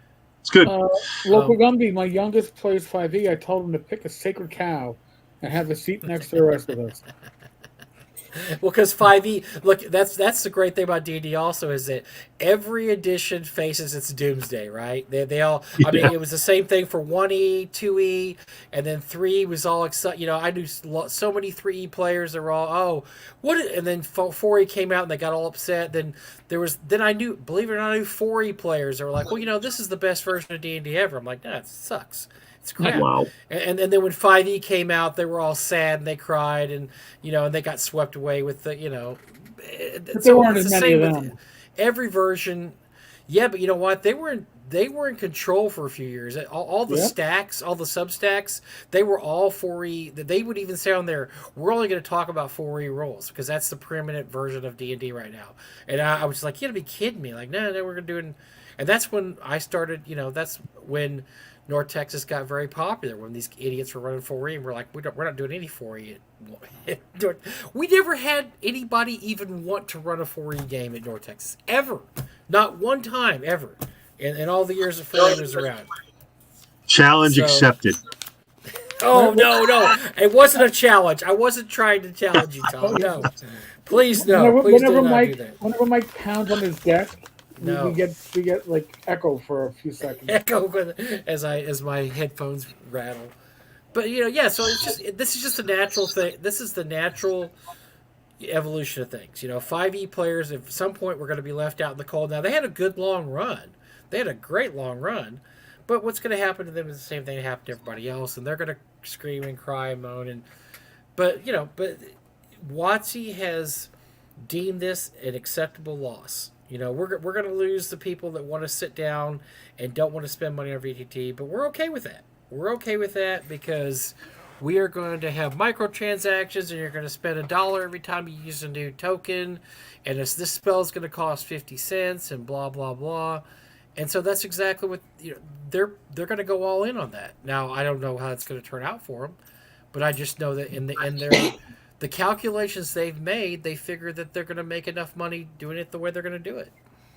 And look, more power to them. That's great. If they get a great crowd, I don't care. It doesn't impact my D&D at all. I think it's funny. A lot of old grognards, rah, rah, rah, rah, and they get all upset about it. Why get upset about it?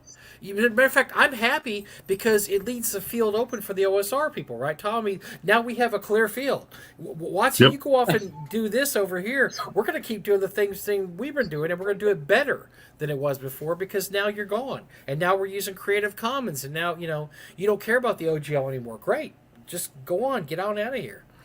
Yeah. Like I said before, it's just their piece of the pie will shrink, and it'll just be taken up by new publishers coming out with really great work. I mean, there's some indie guys that are producing stuff that's just, that actually looks better than some of Hasbro's stuff. I mean, it just the hobby has changed. People have gotten really good at self-publishing, and the ideas and the creativity that come out of indie publishers are really sometimes just breathtaking. So, and I always tell Eric this too. I mean, take any 5 guys from the OSR. And their output is better than anything WotC's put out in the last 2 years. I mean, take Thom and Greg Gillespie and Matt Finch and I mean, just take 5 names, and Kelsey and Gavin Nelson and so look at everything they've done and look at everything WotC's done. It's no contest. All WotC's done is done the 800th version of Against the Giants because they can't think of anything else, and they've come out with baristas, magical baristas. Right. I want to put a challenge out there for the OSR. I want to see a Starbucks / barista OSR adventure. I want it to be lethal. I wanted to. This Look this at is Thom. Why did you do this? Now look, yeah. Thom's got to figure This it this out. is the kind of challenge the OSR is up for, right? Uh-huh. Let's do it so it actually plays out like a D&D adventure, and you can I make guarantee fun if of you the told orcs those, serving food. I guarantee put Tom, Skeeter, Ian, Rocky, and Jeff Delaney in a room and tell them to write a better Strixhaven, they would write a better Strixhaven. It would be Yeah. good. It'd be something you want to play because, okay, you're a magic user school, go. Okay, we're not going to make like Harry Potter. It's going to be dangerous and ugly, and there's bad things that happen, and there's this whole cult, and they're going to think of all these cool things, and Strixhaven's going to be awesome because they wrote it. So it's not, it's just the fact these guys have no imagination anymore. They're not hiring anybody with talent to do anything anymore, And I hate to say it's a, I don't know, for whatever reason, they're just not hiring the right people. Let's just put it that way. You're muted. You're muted, Tom. Sorry, I had a elderly dog whining for a second, so I had to mute you. So when I went down to Philadelphia for Page, Brian Shutter of Neon Lords, John McGuire of 321 Action Games, Ian Silver Relay, myself, and John's wife, we went out to dinner. And it started off as we're just going to go out and grab some food on a Saturday night. And it turned into a brainstorming of an idea that somebody jokingly said, sort of what Eric just said about the barista thing. Somebody came up with an idea that what if there was a game like this? And man, did the creativity flow for over an hour of just wild ideas, to the point where we documented it and we made a Google Doc for us to share. And the ideas have slowed down now. But let me tell you, there's some phenomenal ideas and work in the stuff that we wrote in literally an hour. And that's the thing that these bigger companies don't. They're busy having meetings talking about how do we grow the top line? How do we make more money off of people? Instead, we're having these indie publishers are sitting down having really creative discussions. And it was probably one of the best, sit downs I've had with other creators in a long time. I'd rather see, if they were going to reboot Dark Sun, Eric, I would rather see Greg do it with Greg, Thom, Greg Gillespie, and Jeff Delaney do a Dark Sun. That's the Dark Sun. I would really see that than anything WotC's going to think of, because those guys would, I already love Greg's Shadow Sun is awesome. Yeah. And I could just imagine if you had these other creative minds working on it, how great it would be. And it's going to be better than anything. And then you could find the artwork. The art would be better. Every part of it would be better. Well, as soon as you take money out of the equation, the creativity just comes rolling out. That's what it is. And you wouldn't have AI art. I bet there'd be no AI art in it either, Eric. Not in my stuff. Come on, man. Not in my stuff. Everybody wants the AI art. It's that's what WotC thought until they got caught with their hand in the cookie jar, and then they're like, "No, we never do AI art." Oh, well, maybe some AI art over here, but we're gonna get rid of that now. Don't look over here. Look over here. Don't look here. Oh wait, it's the Magic the Gathering too. It's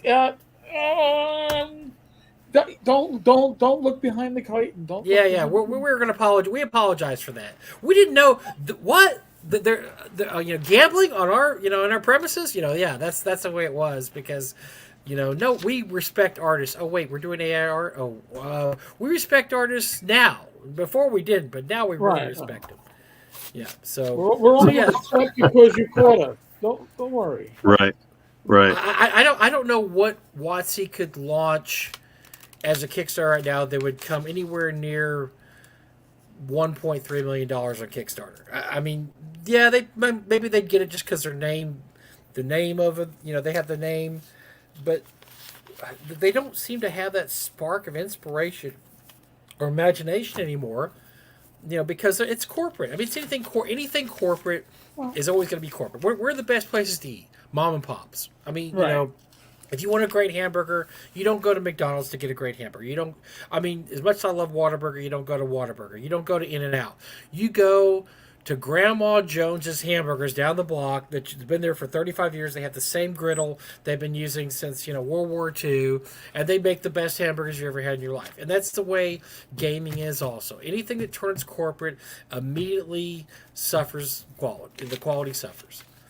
And yeah, again, when you're worried about money, you can't really do what you do best. So no, that's why us indie publishers lose money constantly. because you're looking, because then you have focus groups, right? Okay, then you're not then you're not putting out what's good. You're putting out what you think everybody's going to like, and then you come out with things like that WotC's done the last 2 years, where they just lost money hand over fist. I mean, look, the only thing that saved WotC last year was Baldur's Gate 3, which had nothing to do with their gaming division. That was all computer games. But if you look at the numbers, without Baldur's Gate 3, last year would have been an absolute disaster for WotC, because the D&D movie, as much as Eric and I liked it, lost. I mean, it broke even, which means it didn't make any money. And right. And their sales, just really didn't move the needle at all. But look, Baldur's Gate 3. Baldur's Gate 3 made them a bundle of money as a licensed product. And next year, guess what they're not going to have is Baldur's Gate 3. They're not going to have another giant computer game come out and make them a ton of money. They're going to have to rely on their own abilities, which, frankly, I'm very suspicious they're going to be able to come out with anything that's going to, even with the 50th anniversary behind them. Because what I've seen, and what Eric and I have heard behind the scenes, is not a pretty picture. It's just not, it doesn't look like it's going to move the needle among, first of all, old schoolers aren't going to buy into it at all. I mean, there's nothing, look, I don't want to buy the 800th edition of Lost Caverns of Sokonth and whatever they're doing. I don't want to see Vecna do shit again. I don't want to see Vecna on the toilet taking a dump again. I don't care about Vecna anymore. Come out with an original fucking idea for the first time in 2 decades. And so I don't care what they're doing this year. So they've lost me. The new guys aren't going to care. Are dangerous.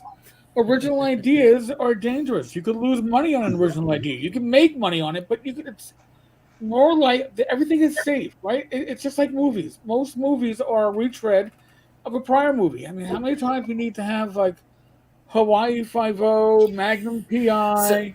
So Eric, there's a somebody did I can't remember who it is. If I do, I'm sending you the link. Somebody did a research deep dive into all the trailers for 2024 of movies coming out that have actually been released by now, which is in January. And it was last year and this year. Of all the trailers coming out, and it's ridiculous. It's like 85% of the movies are based on a sequel or a book. Or there's, in other words, only 15% of the ideas coming out this year in movies are an original idea. Original script written by somebody, not based on a toy, a movie that already came out, a sequel, a character, another Aliens movie or whatever, that are truly an original idea that has never been done before. That's how bad the entertainment industry is now. That they're so scared to come up with anything original, they just, there's a built-in audience for another Hawaii Five-0 remake or another, Aliens movie. There's this built-in audience. Doesn't matter if it's good or bad. They have a built-in audience. So I mean, that's just, it's not just gaming. It's our whole endemic of our society is that nobody has an original idea. But gaming has gotten really bad the last few years because that's all WotC's. That they've made their nut the last few years off of doing. We're going to do a redo of this or a reboot of that, or Tales from the Yawning. What was Tales from the Yawning Portal? It was a redo of 18 different modules, and they update them all to 5e. I mean, that's what they do now. That they've already lost the picture. That they can't. Everything they've done original in the past 2 or 3 years has lost money. And even their reboots are terrible. Spelljammer was not looked at very fondly. Most people say their version of Spelljammer was absolutely awful. So they can't even do a reboot. Right. No, and they can't. What I found interesting was during the writer's strike, and there was no, everything on TV. And not that I watch much commercial TV, but everything on commercial TV was literally, let's do another faux reality show. Because they don't cost any money. They don't have to hire writers, Eric. That's why. But they also put on, I think it was CSI Sydney. So they took, Australia has their own CSI series, I guess. like there aren't enough CSI series already on the air in America, but they had to put new programming on. So let's put on CSI Aussie. You know? Look, the only things I watch on TV, I don't watch any network TV anymore. I watch Prime. I watch Prime shows and I watch Netflix shows. And if I had Hulu and Peacock, I'd probably watch those too, which I don't have those. But that's all I watch now is Netflix and Prime shows, because network television. Look, if it's not Chicago Fire, Chicago Police, Chicago Law, I know. Chicago sewer workers. I mean, I don't know what they have now. They have, Chicago, Chicago trash dump, sanitation. Chicago Stronger. sanitation. It's just because once again built-in audience, and that's I think that's what the Watsies, the trap they've fallen into the past 2 or 3 years. They even got that bad. They don't even have original ideas. And we talked about that. We talked about how they're scared to come out with another game world. They had Eberron was their last one. That was 20 years ago. I think they're scared to come out with another game world even. Because you know what? A game world is always going to offend someone. It's going to offend some group somewhere who's going to come after you. And they are part of the get along gang now. We don't want to offend anybody. So we can't have slavery. They can't have slavery in any of their products, even if it's 100% bad. These are bad guys you have to kill. No, we still can't have it because it's bad. We can't really even talk about it. And how long before they start saying, well, we don't. Maybe we shouldn't have dragons. Dragons are kind of scary, and Well, no, you gotta get rid of dungeons, man. You gotta get rid of dungeons. You can't have dungeons. Dungeons are not only scary, but they are offensive. People got tortured in dungeons. And Ooh. there's a an Thank you for bringing it up alternative to our focus sexual, group. The Thank you for bringing that up to our focus group, Eric. Yes, okay, we're going to take that. You can't have that. So we're gonna have to call it a bugbear. Oh no, you can't call it bugbears. Oh shit. Yeah, what are we gonna call it? What monsters can we use? It's gonna get to where there's no monsters they can use anymore. Yeah. What monsters can we use now? I mean, I guess the classic Greek ones, because they've been around for 2,000-3,000 years. Maybe not. Maybe. I mean, you can use because Manticore has man in it. That's not good. So the one-eyed Etten, that's not good for people who have a vision issue. Cyclops so we really can't go with that. Giants are. Are we really saying that tall people are evil? I mean, because those giants are big. And, Well, remember, hill giants are no longer fat. They can't be stupid. I mean, are we saying they're dumb? Because that's not right. You can't right. Well, they were fat and stupid, and now they're big boned and dim. No. Or dull. I think it was dull. I forget how they changed it. Once you start rethinking one thing, you're stuck in a loop of hell. The loop of hell where everything's going to offend someone, and you're going to have to wonder, who can we offend and not have to worry about, because this one's going to offend this person. And you just lose all possible imaginative qualities there, because you're just worried about what other people are going to think about it. Not, I'm just going to write something and I want this to be good. It's, I want to write this, but I don't want to make anybody mad at me. And you can't create art like that. You can't create art. Wow. Yeah, I find that it's really challenging sometimes to write. If you're always keeping one eye on making sure that you're trying to be as middle of the road as possible, it can be very challenging. It's and I don't think you'll find much that's offensive in my work, but there are times when I have to say I got to dial this back because I think this is not going to be well accepted. There was something that came out a few years ago that the writer, I know, wasn't thinking about it, but when you read between the lines, it was a slur against Jewish people, but it was something he didn't notice when he wrote it in there. And as I'm doing the editing read over on it, I'm like, he's going to have to cut this part out. He didn't even know he put it in there. He goes, I didn't realize that could mean that. I'm like, yeah, that could be seen as a slur against, Jewish people. And he's like, wow, I'm so glad you spotted that, because he goes, I don't usually write and have to look at that, because I would paralyze myself. If I'm sitting there trying to overthink everything, because I'm glad you spotted that, because I didn't even spot it. And, so that's what editors are for. But that's also, he was right. You can't write like that. You can't write scared. You can't write, well, who is this going to offend and who do I not want to offend today, and then I'm going to go from there and write this adventure, and I don't know. I don't know where WotC's going to go with their creations in under these terms. Nowhere interesting. That's Well, you're right, because they already have disclaimers on their older stuff too. Yeah. Like, hey, this was bad then. It's bad now, and whatever you do, Oh, but by the way, we really hate these guys that started the hobby, but we're gonna do another version of Against the Giants. How about that? You like that, don't you? Yeah, we're gonna do the 18th version of Against the Giants. But these guys are bad. They're terrible people. But whatever. So yeah, it's gonna be a fun year. It's gonna be a fun year. I like Stuart's comment about Baldur's Gate 3. All the chatter is about the dating sim aspects, not the combat or the adventure. No. Some of the streaming shows focus on that as well. That's the new audience. Absolutely. And that what's scary about that, Stuart, is how much money that game made. It made that much money dealing. That's what it did. Are we saying that there's a bunch of incels in the 5e community? I don't think we're saying that. Well, it's not just. So I'm a big Skyrim fan. I think Skyrim is one of the best computer games ever written. But in the past 10 years, there's been all these DLCs, written for Skyrim. There's hundreds of DLCs now for Skyrim. Well, guess what a lot of those DLCs are, Eric? They're how you can marry characters that you can't marry in the original game, or it makes the girls wearing bikinis, or they're weird quality of life DLCs that you and I and Thom would think are really squicky. Like, I don't really need all the girls to walk around nude, in the game. But that's but I think that's what people want now. They look for stuff like that because those are some of the most. There's a Skyrim fans will get this. Everybody else won't. There's a character named Serena in the Skyrim, one of the original DLCs they came out with, and she's a vampire, and she's really gorgeous, and she teams up with your character for a while, and you eventually defeat her father, who's a master vampire. But she won't marry in game. She won't marry you.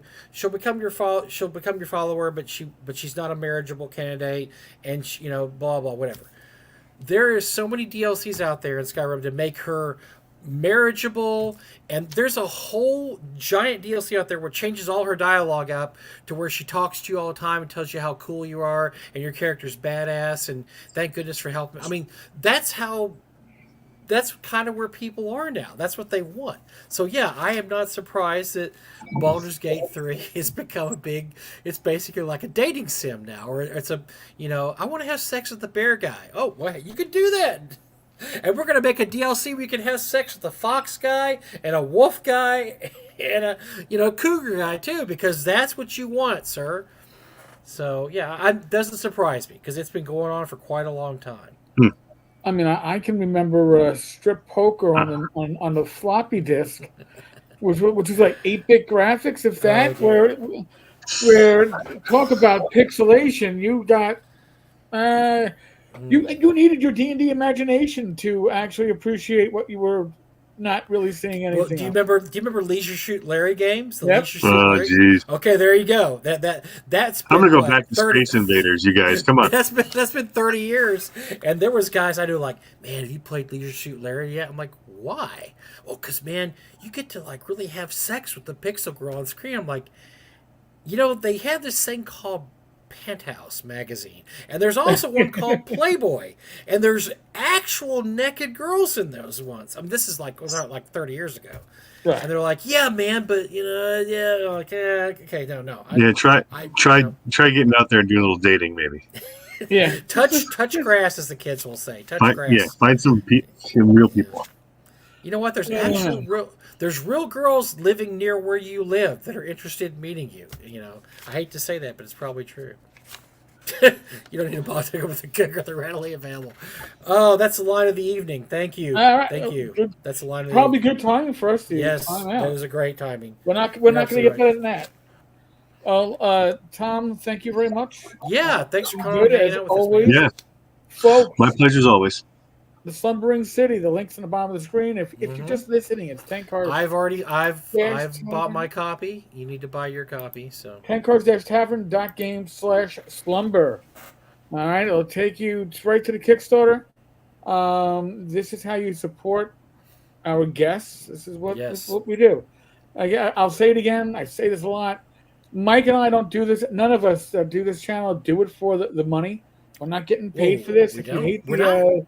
we're not. If you hate the YouTube ads, I'm sorry, but that allows me to keep like Glenn and Mike and Look, I got my new headphones. They're awesome, and they didn't and go out one equipment. time. They haven't gone out one time yet. So yes, thank you. So You guys paid for this. You paid for these. Thank you. we don't do Appreciate it. sponsorships. We don't do paid advertisements. So again, if you want to support this show, use the links like for our guests and back Tom's Kickstarter, or if we have a link up for Humble Bundle, if it interests you, that's how you support this channel. You know, would somebody like Tom Wilson, could he be somebody at some point when he gets big and wealthy, be a sponsor?